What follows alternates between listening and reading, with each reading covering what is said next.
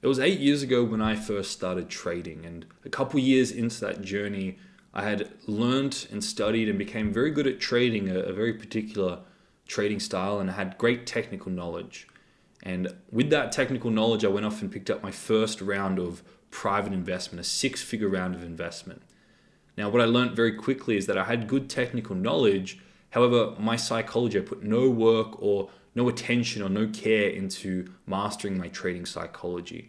And when I increased the amount of capital I was trading quite significantly at the time, that increase in capital had a huge psychological effect on me. I had good technical knowledge, I had a good trading strategy, but I couldn't stick to that. I couldn't execute on that. And I became very vulnerable to a lot of the trading psychology issues like over trading, revenge trading, FOMO, etc., etc.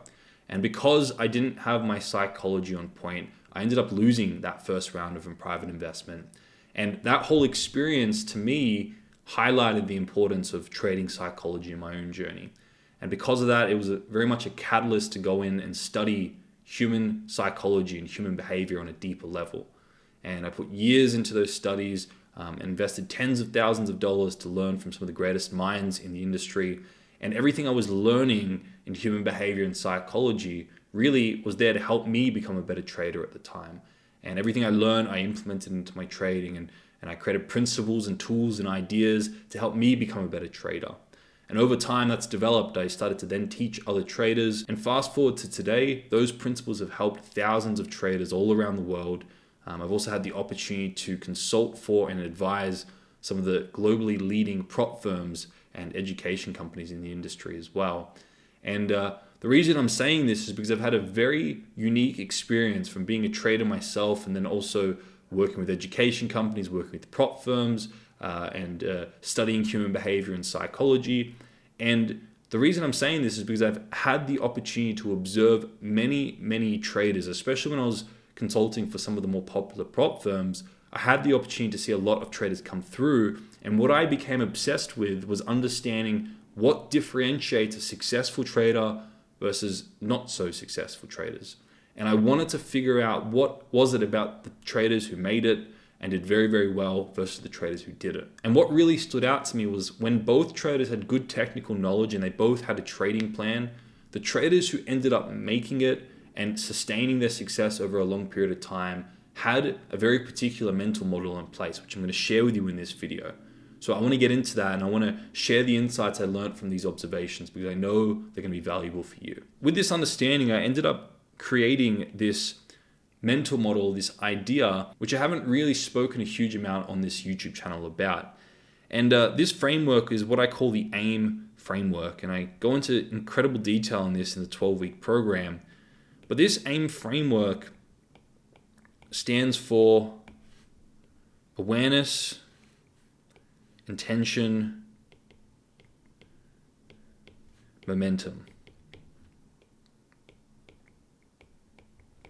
And this is what I observe the best traders have. They have all three of these characteristics. Firstly, they have an awareness of what is most important to them. They have an awareness of what environment they excel in. Secondly, they have clear intentions or clear goals of where they would love to get to. They're goal setters and they know exactly where they want to be, and they know exactly when they want to be there by. And number three, they have strategies to help them build momentum, to help them achieve those goals, to help them achieve those intentions. So each of the best traders had these three characteristics, had each of these three components in place. Now, there's a great quote out there by Einstein, or it's attributed to Einstein, and he says, if you expect a fish to climb a tree like a cat, that fish is going to grow up its whole life believing it's stupid. And what he means is that if you're expecting yourself to do things that are outside of how you're wired to act in your environment, then you're going to have an unrealistic expectation on yourself and you're going to beat yourself up. Now, the best traders that I observed knew what their circle of competence was, meaning they knew where they excelled. They knew exactly what markets they excelled in. They knew exactly what pairs or stocks or cryptos or commodities or future markets they traded and performed best in. They knew exactly what time frames, they knew exactly what times in the market they would trade, time zones they would trade. They knew exactly what setups they would trade, and they know them like the back of their hand. They were so aware of their circle of competence. They were so aware of the environment they excelled in, and they had dialed that in. Over time, they dialed that in, they figured it out. They knew exactly where to excel. Because these traders knew a very simple fact about trading. They knew that trading is difficult. They knew that the competition in trading is very, very high. You're competing with some of the biggest banks and computers out there.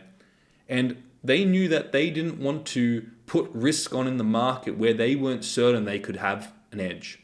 And they became so good at identifying where they had an edge, and they stuck to it, and they leveraged that they were able to become very profitable traders. So a quick insight I want to pass on to you is, you want to figure out what your circle of competence is. You want to know where you want to become an expert in the markets, because it's ultimately the expert in that particular setup that's going to get paid every single time. And one of the best ways to do this is to continue to do what is referred to as an 80-20 analysis, or just a quarterly check-in and review of your previous results. Because you've got to start somewhere. So start with what you can be certain in, and then you'll let that grow over time. And every quarter you're going to come to your computer screen, you're going to bring up your previous results, and you're going to ask yourself, what is working for me right now?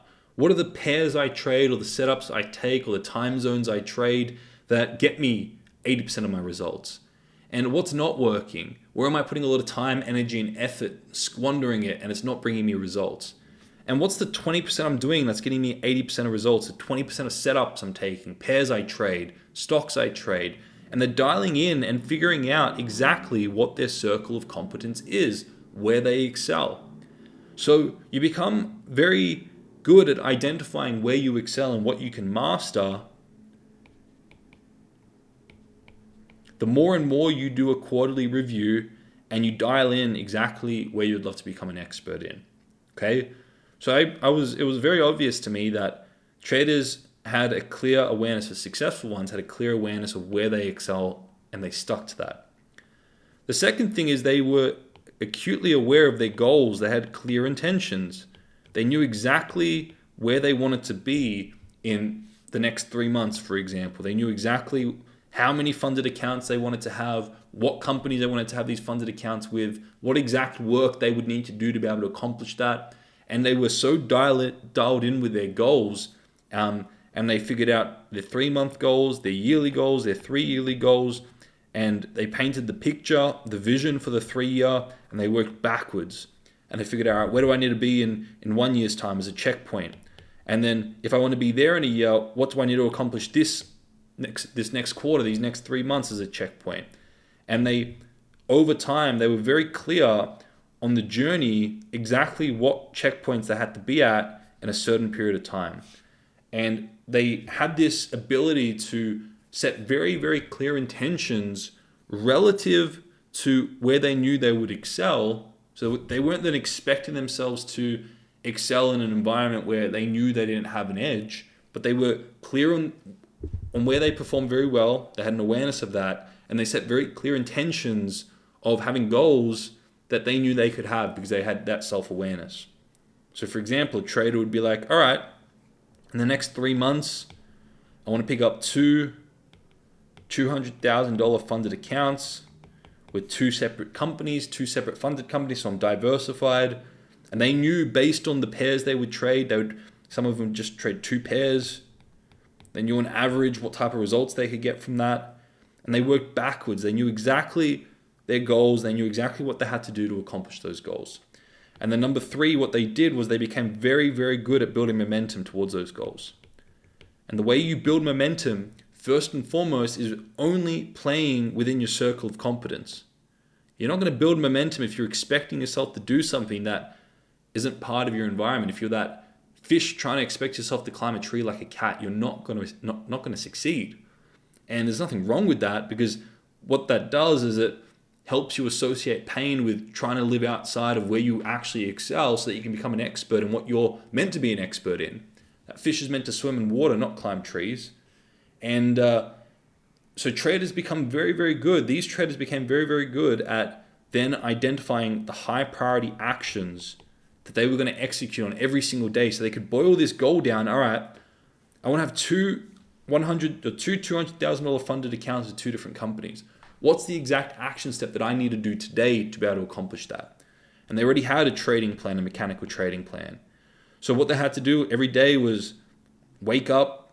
They had to forecast the morning, any opportunity for the day or the night before, depending on your time zone, and then execute when the market presents the opportunity. And then they did their mindset exercise. They knew exactly what they had to do to get their mind balanced. And they had the exact high priority actions that they would focus on every single day so that they could build momentum towards their goals. So these traders followed the AIM framework. They had an awareness of their circle of competence. They had clear goals and clear intentions that they executed on every single day.